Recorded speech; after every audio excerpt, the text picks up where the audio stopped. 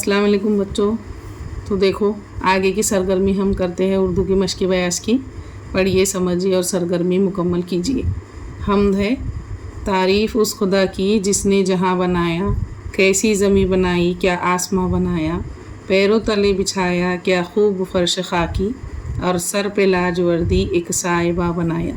मिट्टी से बेल बूटे क्या खुशनुमा उगाए, पहना के सब्ज़ खिलअत उनको जमा बनाया। खुश रंग और खुशबू गुल फूल हैं खिलाए, इस खाक के खंडर को क्या गुल सिता बनाया। मेवे लगाए क्या क्या खुश जायका रसीले, चखने से जिनके मुझको शीरी दहाँ बनाया। तो बच्चों ये नज़म दी हुई है, जिसको सरगर्मी क्या करना है इसमें देखिए। तो सरगर्मी ये है कि नज़म बुलंद आवाज़ में तरन्नुम के साथ इनफरादी और इज्तिमाई तौर पर पढ़िए।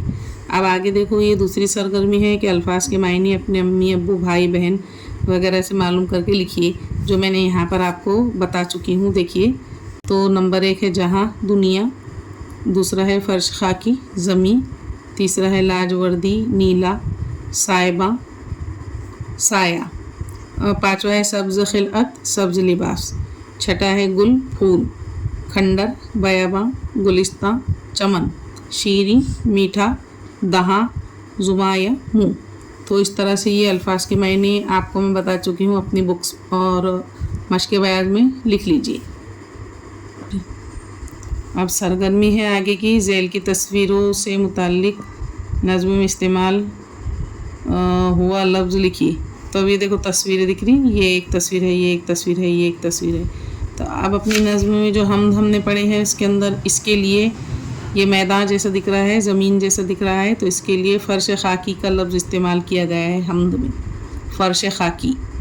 और ये जो है हरी हरी घास और हरा मैदान जैसा नज़र आ रहा है, तो इसके लिए हमद में सब्ज़ खिलअत करके लफ्ज़ इस्तेमाल हुआ है, तो ये सब्ज़ खिलअत है। और ये मुँह जैसे कि हमने पढ़े हैं उसको, चखने से जिनके मुँह को शीरी दहाँ बनाया, तो दहाँ यानी मुँह।